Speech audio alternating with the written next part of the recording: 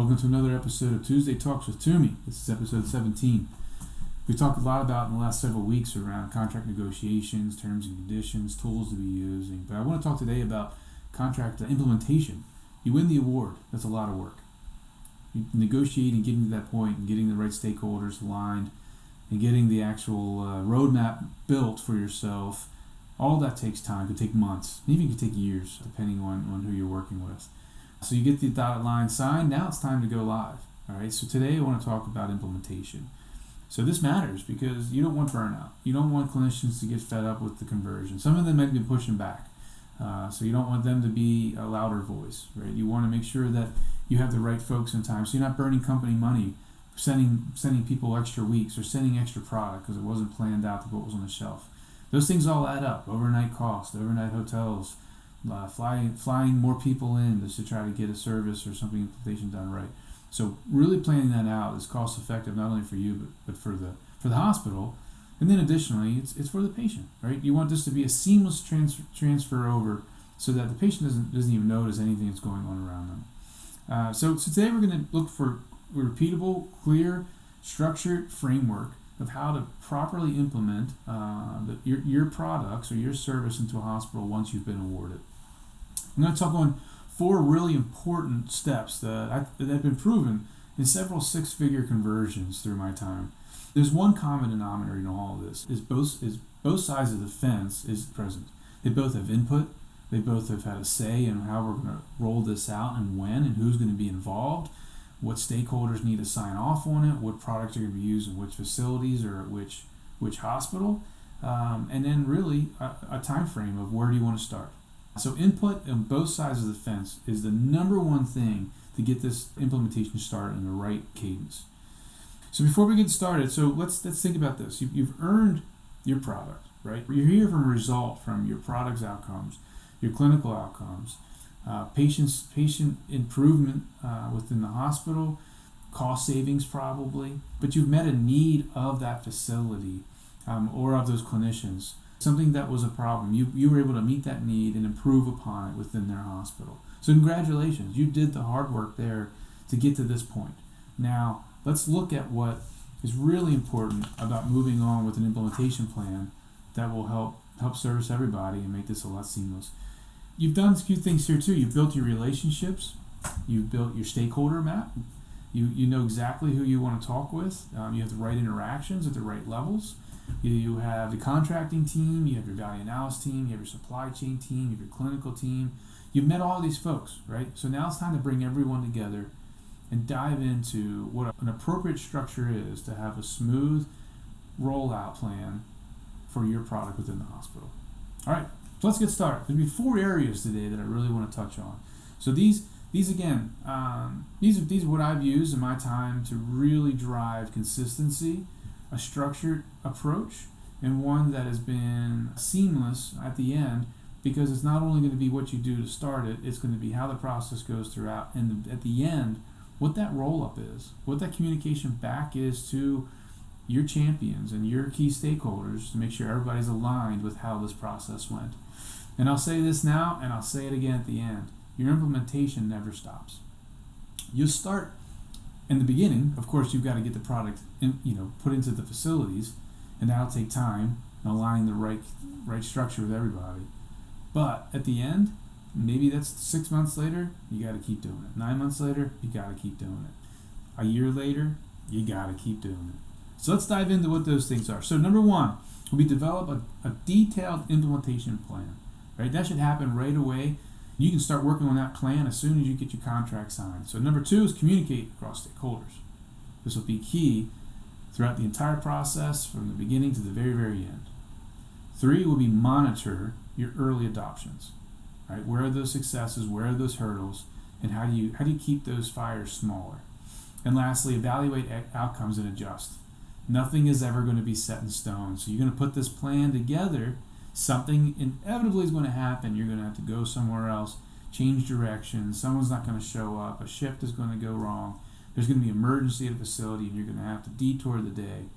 So adjust to make sure you're fitting the needs of that customer so that they're comfortable throughout this process. All right, so let's dive into number 1.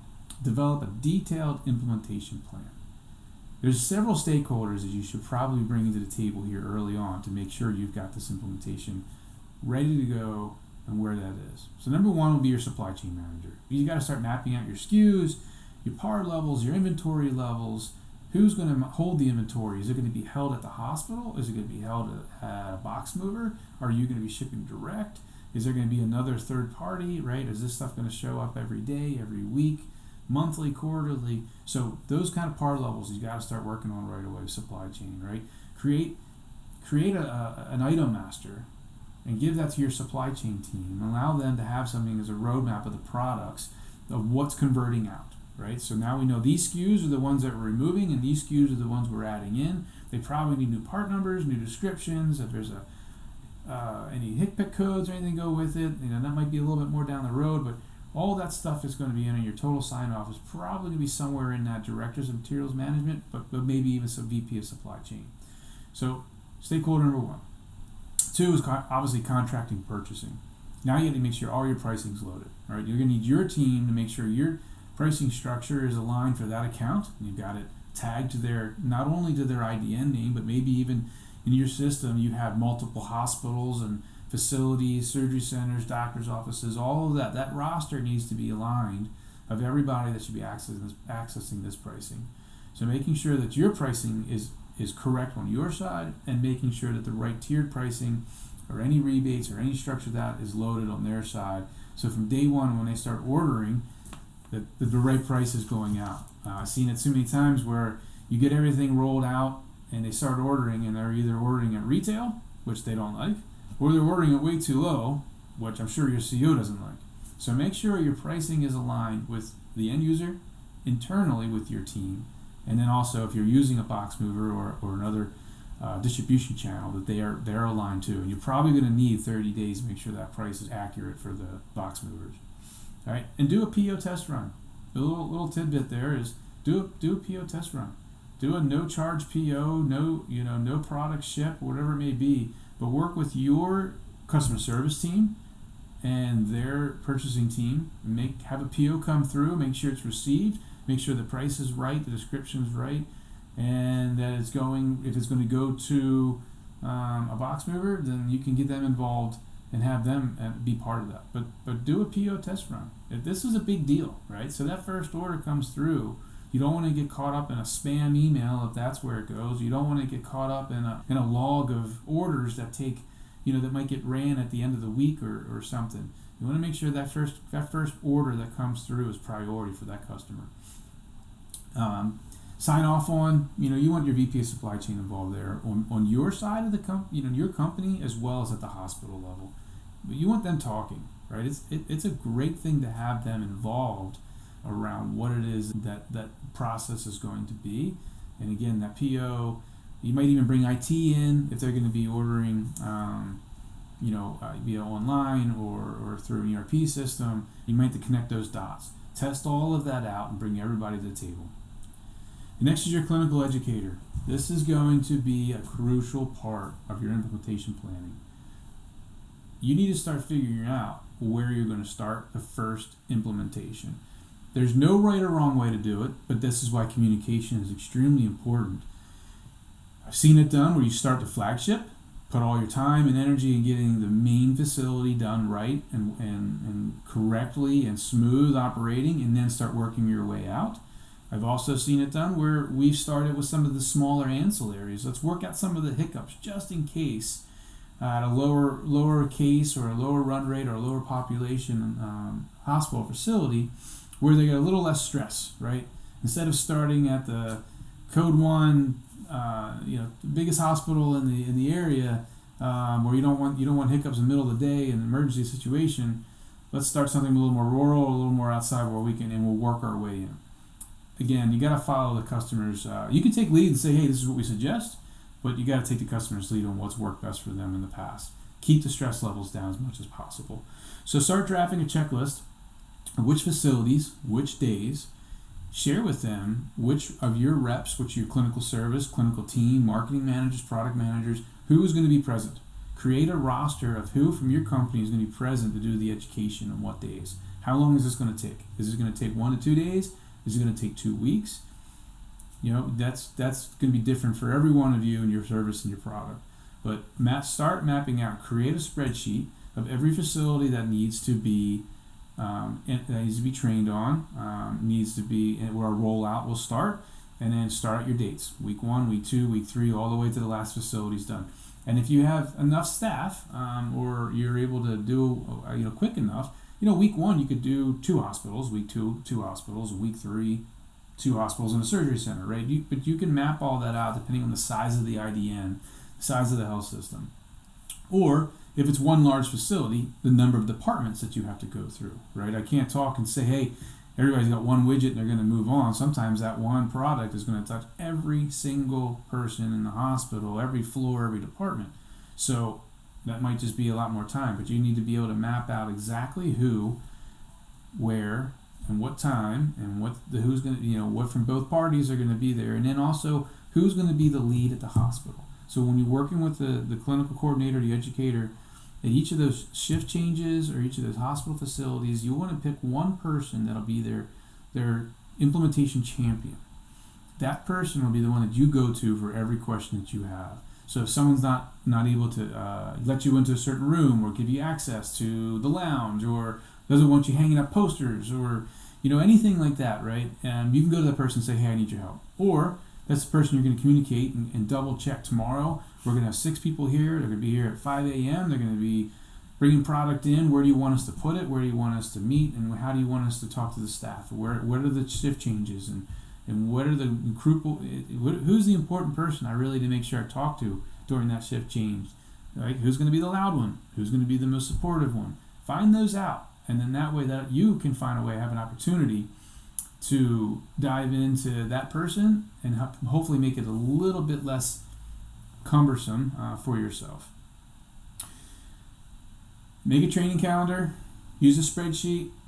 It'll give you a guideline of who needs to be where and what. And if you're the IDN director or you're the implementation manager, like you're the captain of this is your roadmap, right? This is your key to know I need what facilities is going to this, which week, where do I need to have people in each facility and at which week. And you need to start working with the regional managers so that you can get flights or hotels or whatever you need to do if you're bringing people in, if this is a big enough trial, right? And you've got a smooth process, and you can go over to the VP of sales, you can go with the VP of health systems, who else is going to be involved, and making sure everybody on your side of the table is also signing off on this conversion plan, because this is what's going to help you navigate and making sure everybody shows up on time and you have the right products and the right volume set up for each one of those facilities, right? So your sign off at the hospital is probably going to be clinical coordinator, education manager, maybe a nurse manager, and on your side really should be your VP of sales. Like, they should be heavily involved if this is a large enough conversion,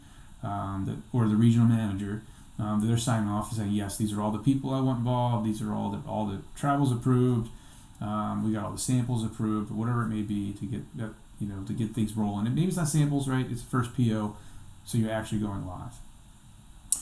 All right. The other here I say is your sales rep, your managers, the product managers, right? So you want to get that logistics and education go live training done as well. So you should have a call. You should have as many calls as you need leading up to this part. But everybody's to be part of that team, not just the sales rep and the clinical folks, but marketing, supply chain, anyone that's going to touch this implementation. They should be on the call and go over the whole plan. Here's the dates, here's everyone's involved, making sure all the product is ready, right? So we have inventory management, right, is ready to start shipping as soon as that PO comes in. You bring in your McKesson, McCardinal, your Owens, your Medline rep. Have them be part of this too, because if it's going through their system, you want to make sure they're on the same page with you. Don't be afraid to bring in some outsiders that are anyone that's touching it, they should be part of the process. And if there's any other things that need to be done around etiquette, around expectations, and you also want to go over your checklist. Who's going to be involved? Who are the key stakeholders that need to sign off on it? Go over hurdles. Go over education of the product, making sure everyone's very comfortable with your service, your technology, your product, but then also, hey, you might hear these hurdles back. You might get pushback from whatever the department may be, and they say we like the old product. I like my competitive product better. Okay, that's great. What do you like about it? Here's what ours does, but we already have buy-in and sign-off, so here's where I'm going to help, right? Here's how we can educate. But set those expectations with your team of hurdles and pushback they're going to get so they feel comfortable on the spot overcoming them, or who to go to say, hey, I need some help here. I have a nurse or I have a clinician that just does not want to participate in this. Maybe they've been pushing back the whole time, but let them do the internal work and say, hey, you need to learn this product, right? So anyway, really important to get your sales team and that detailed structure to them. And one thing I've always done is I've built an entire playbook from day one. Why we won the conversion, who signed off on the conversion, and then the roadmap of where we're going to go and when and what products are coming in, positive feedback, negative feedback, potential pushback, and then record all of that throughout the process, have a sign off, right? And then you give that back to your champion who's going to be supporting you through this whole time. And then lastly is your value analysis chair, right? They've been a big part of this throughout the whole process too. They helped you get to the point where they saw your value prop, they saw the savings, whether it was true cost savings, hard savings, or it was soft savings, right? What's the reducing a length of stay, or a reduction in test, or a reduction in OR time, or reduction in waste of a material, or a gas, or water even. So that value analysis team has been involved, but you want up to this point, but you want them to still be involved in this process so that you have constant check-ins. You've approved our product. We promised this value. And we want to show you from day one launch to whatever our base and our baseline, right? Build your KPIs are built. Your baselines of savings are going to be established with your value analysis team. And if you're driving savings and you're driving some of these other value adds, then you keep them involved and you have constant communication with them till the end to say, yep, this is going to be check marks. These are being met, and throughout that process, we will set these dates and meet to make sure that we have that established. So that's step one. That's a lot, right? It's amazing when you think about this, about how much goes into an implementation. It's very important. It has to go smooth. So being prepared is going to set the scene for the rest of it. All right. So step two, communication across your stakeholders. In past weeks, we've talked about how important it is to build your stakeholders' roadmap. Who all is going to be involved in a way to get to my treasure map, right? Who's going to get to my treasure, which is going to be my signature, my contract, my win. So there may be what's the cadence of this is going to be, and each of the stakeholders are going to have a different cadence, right? You're not going to talk to if the CFO wants to be involved, or some of the vice presidents of supply chain, they may want to be involved a little bit more, but it's not going to be daily. They don't want to hear about everything that's going on. Maybe you set up a weekly call with a very select steering committee, and you say, hey, who on your side from the hospital and who from our company, and every Friday we'll have a walkthrough of how the conversion has gone. Even if it's a 1-week conversion, then that's great. In the week, you button everything up. But if you know this could take multiple hospitals and it's going to take 2 or 3 weeks, at the end of each week, have that steering committee come together, have the right key stakeholders, even at C-suite, be part of that conversation. So you can walk through all the positives that's happened, any pushbacks or any negatives happen, and what you're doing to overcome them and correct them for the next week. Right? Every week you're going to learn something and you're going to be scrambling, and the next week it's going to be easier, and then it's going to get easier. All right. So, but communicating that back to them, so those cadences are going to be important. So I would say, again, your executive steering team, if you can get with them weekly at the end of each week, that's great. Go over the milestones that you set in place. Let's make sure you're meeting them. Let's make sure you're getting sign-offs. You've got orders in the system, right? Everything that we said would happen in the first 5 days, we've accomplished, and go over them and show them. If they haven't been, then you can go through why they haven't been accomplished yet, and then, move them to the next week and making sure that you're staying on track of those. The operational and core team, right? So that's your clinical education, your contracting, the sales, the value analysis. You definitely want to meet with them. If you're on site, you might want to touch base with them at the end of each day. I honestly, it might seem like a lot, and they might say, "Hey, this is too much." That's great, but I would say at the end of each day, you can just shoot an email, and you can give a progress report. You can show your checklist of everything you accomplished, everyone that was trained, everyone that was signed off on. what products that were used and when. Don't be afraid to give too much detail here. It just shows how prepared you are and you didn't miss anything. Because think about this, for some MedTech companies, they might have 4 or 5 or 20 different variations of a product. Hopefully when you do a rollout like this, you've planned it to be as least SKUs as possible. But let's just keep it simple and say from a pediatric unit to an adult unit to the ER unit, you might have a little bit different configuration or different style product that's going into that level. And you want to make sure that you've got the right SKUs and the right training and the right people involved in each of those departments or for whatever that may be needed that particular style product. So inventory levels, you're monitoring that like crazy.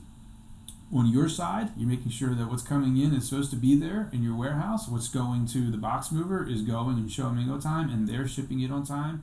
And then you're live on site. Your rep, your clinical team should be stopping by supply chain and making sure that they've got product on the shelf. You want to make sure they're not getting low and someone didn't miss it, or there was a hiccup in the system and it didn't auto reorder. I've seen that happen too. Is you go through the first week of trial and then you show up Monday for the next day, for the next week, and there's no product.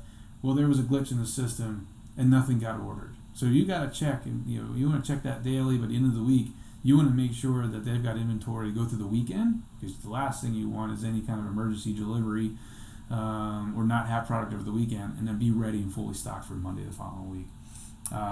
So all that training, all that stuff touch on. I would say definitely at the end of each day, touch base with the lead, your champion, your conversion champion, or every couple of days you can touch live with them. And at the end of the week, you can kind of do your roll up. Your frontline clinicians. This is going to be as you're moving through, right? Call it just-in-time training, just-in-time communicating. You're not going to meet with a doctor every day, right? This is not the ones that are going to be driving it. If you have a champion who's very involved, maybe it's a CRNA or maybe it's a chief tech or someone in IT or someone in facilities management. Sure, if they want to be present and they have questions, you're going to talk to them, right? You'll find time to meet with them in a break room or in a hallway or in their office, but making sure you find out and you're touching points with them as needed to be respectful of their time. Some of it could be just going over the product or other products you have or other services that that are contracted, and how are you wrapping these all together, or just getting feedback. But you want to make sure that you touch base with the clinical, your clinical line, but maybe use your educator, the nurses, or department manager and figure out what that cadence should be. And then lastly, it's really important though, is you should be communicating these success stories of how trials are going, especially when they're over, with your GPO and IDN managers, right, at the GPO. Filter this success up as high as you can. Bring a light to your company and how well it was ran, and things that you're doing maybe differently from the competition, so that when they're thinking about you as a company, they're thinking about you really are making a difference to the members. Right? You're running smooth implementation planning, smooth education, and it's not just in those first 3 days or that first 3 weeks. You're doing something again. 6 months later, you're doing follow-ups. Are they using the right SKUs? Did they bring in another competitive product because they just weren't comfortable with it, right? And let's get them back on track for compliance. What are you doing 9 months out? Use that as progress report, not only at the IDN as your touch points, your QBRs, but that information is so important to take back to your GPO. And you can tell the GPO once, maybe mid conversion or at the end of it, right? I think it's okay. You don't have to tell them about all the time, right? They don't need a daily update, but they should get an update as here's some success stories we've had of implementations, and here's why it was success. And if they reach out to the hospital, hopefully that same story is given back to them as how well your team did. There's nothing, I think, more gratifying. Getting the contract award feels great. That's one of the best feelings I ever get. You get somebody win, yes, we got it. Go through the implementation when it's all wrapped up, and that value analysis team or that clinical coordinator, when they send you a thank you and says that was one of the best conversions we've ever had, our staff is very happy. You did your job. You did it. You were prepared. You did something that maybe someone else didn't, and it stands out. And think about that when you go to the next product or service. They're going to remember that you guys were prepared and did this very well, and they're going to have an even higher level of respect and trust for you. So let's go on to number 3. So monitor early adoption. This is go live, and goes out to maybe 90 days. You gotta monitor every bit of it. So once you get the product rolling, let's say all facilities have been trained on now. Now we have everybody sitting down at the table, and you're doing your first QBR, right? How are we doing on our conversion? What is our percentage conversion? What does our KPI scorecard look like? This is the first time maybe not the first time, but you really could be, you sitting down with the key stakeholders at that steering committee and saying, okay, it's been 90 days. What are the savings? What does the implementation look like? What is the compliance that you're seeing from your side? Are you still getting feedback, pushback, praises, whatever those are? You can implement. You can discuss that. You're bringing in your box mover as well, because you want them to be part of this conversation of our inventory levels being met. Are we keeping the right products on hand? Are we meeting our 95% compliance, whatever's in your contract? Right? Is the ERP coming in still smoothly? Right? These are all things that you want to continue to look out after the first really 30 days, but 30 to 90 days start having this communication. So you're monitoring that success early. Stockouts. Have you had any, and for what reason? Was it a hiccup in the IT system? Was it a hiccup at the distributor? Was it your own fault? But own it. Come to the table and say, here's all the things that we've missed in this first time period, but we're adjusting and we're moving forward. So the next 30 days, the next 60 days, we've made internal adjustments of our inventory par levels. We've ordered more product, and we've got another truck showing up here in 3 weeks, so that we'll double the inventory. Go through all that process with them and show them. But inventory stockouts, no one wants to talk about it, but it's inevitable, it's going to happen. So be ready to address it, and then what you're doing to prevent it moving forward. Clinical satisfaction. How's you're going to hear about this one. You're going to hear about it from the hospital. You're going to hear about it from the staff, and if it's really bad, unfortunately, you'll hear from the GPO probably. But if it's really good, you probably won't hear too much. So that's up to you then to take all the good news and all the good feedback and bundle it together in a report. We've talked to X clinicians at X facilities. We've had X amount of surgeries or procedures or cycles, whatever it may be, and we've had a percentage rate, an 85% or a 90% satisfaction rate. Go over those, celebrate the wins, celebrate them, take pictures of products in use, take pictures of training happening, celebrate all the things that you've done to really show that you've been part of the team in this whole process, not just there on the sidelines saying, here you go, thank you. You're part of the team now, right? You're industry partner, and you're helping them out from any way you can. So celebrate that satisfaction score, celebrate the successes you're having. Maybe a life-saving event, right? All those things, they all add up. So keep them as part of your communication back in the early adoption phases, and keep adding as they go along. Don't ever let it stop. Can also help you with other facilities. You have a really good experience here. People move around. They move to different facilities. It happens. So if you had a really good experience with a clinician or a director, and then they move to another facility and you're bringing in your service, they can remember how well it went. That goes a long way for you. So keep adding on those success stories. And then, of course, your contract compliance. If you've got set up, inventory levels for yourself, but from the end user, you've got a run rate already. Are they meeting that? Are they satisfying that need to earn that pricing or rebates that you've given them? Are they contractually meeting obligations on their side, and are you? Right, and put those together, and that should be a monthly cadence. I would say out of the gate, you want to track that internally as much as you can, and then in that first 90 days is probably a good benchmark to say, hey, how are we doing, and are we projected to hit it for the next quarter and the next quarter? That's very important, right? So from your IDN, contracting work, you're looking at your contract compliance. From your supply chain side, you're making sure inventory levels are being ordered, supplies, raw goods, and all that is still coming on our end. Because look, there could be seasonality in your products, and there could be a catastrophe or something that happens depending where you live: hurricanes, tornadoes, floods, another outbreak. Hopefully, never ever again. But think about those things. If those spikes happen, how fast do the facilities have to react to their demographics, and were you able to handle that bolus of need in a timely fashion? So those are all things you want to think about in your compliance measures, and are you meeting them, and then if they're above and behind, and why, and what the next quarter should look like, so that you can stay ahead of your inventories.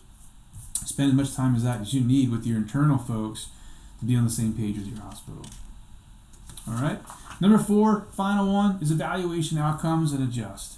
All right. Always be willing to adjust your outcomes. Like I said at the very beginning, there's always going to be things that maybe go wrong, and it's not necessarily bad, it's just a different schedule. So how have you adjusted throughout this process? Did they find out that, hey, we converted to this product, they didn't really need maybe the configuration they wanted, so they want to adjust? That's a tough one, but it happens. I've done it several times. I've seen it happen where you got everything signed off from the clinicians, you got everything signed off from the contracting team, you got everything signed off from product management on your side. They use it for 6 months, 30 days, whatever, and then they figured out that this mask or this drape, or I can go on and on examples, but isn't quite exactly what they want.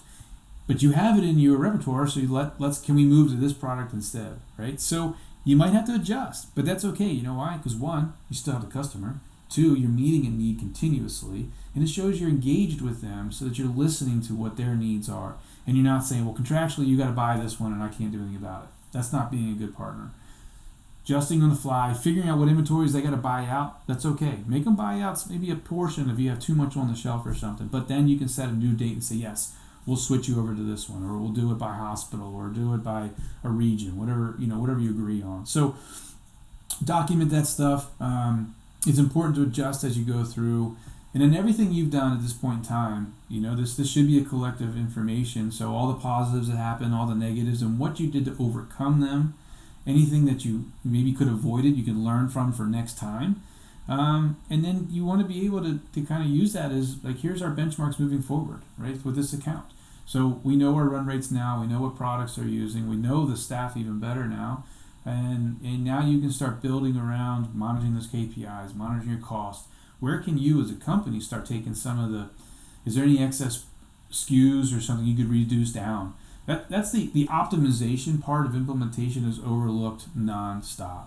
You implement, but did you optimize? Did you look at it and say, you know what, I've looked at your account and said, you don't need these 2 SKUs. What if we condensed you down and you could take SKUs out of the system, find other savings for the health system, and then you can take that opportunity to fine-tune the implementation you did. You don't need as many people now. You've got all the baseline set, you got all the clinicians you need, your roadmap is set.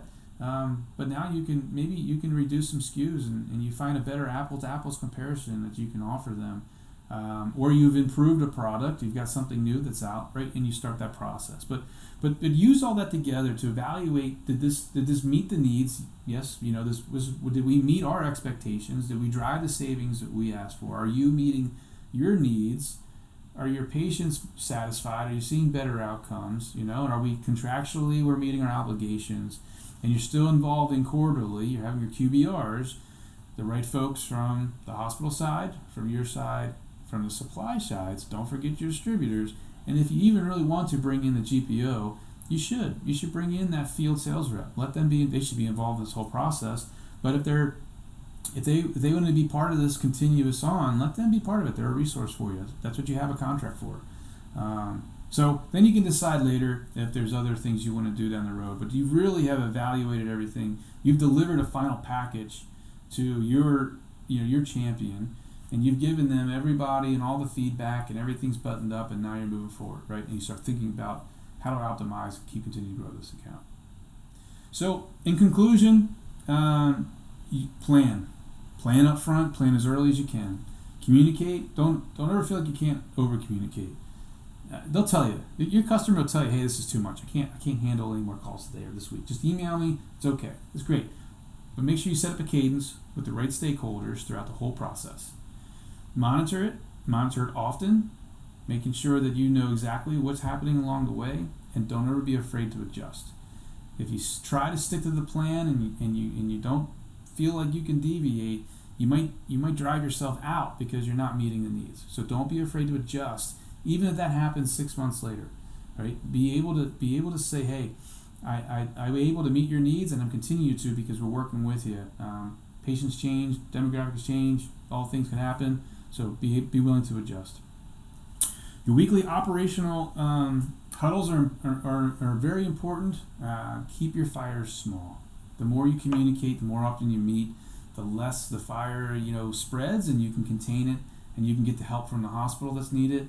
You can get the help from your clinical folks that's needed, and bringing information, again, adjusting on the fly, and making sure the clinicians and the patient ultimately is taken care of. Keep everything as brief as you need to. Don't take too much of their time in all of these weekly calls. Right, get right to the point, but show your progress, show your wins. Right, celebrate those wins with them, and always, if you have hurdles, you had mistakes, own them and show them what you're doing to fix them. And we talked about celebrating all that across the board, and then celebrate internally. Once you're done and you have everything, thank your team. Right, your team worked really hard to be part of this, and this is a big deal, and these are big accounts, and you want to hold on to them for a long time. So thank your team for making sure that everything was done well, and recognize those who really took charge, stayed the extra hours, stayed the extra day, worked the night shift, whatever it may be, because that was a big part of making this implementation a success.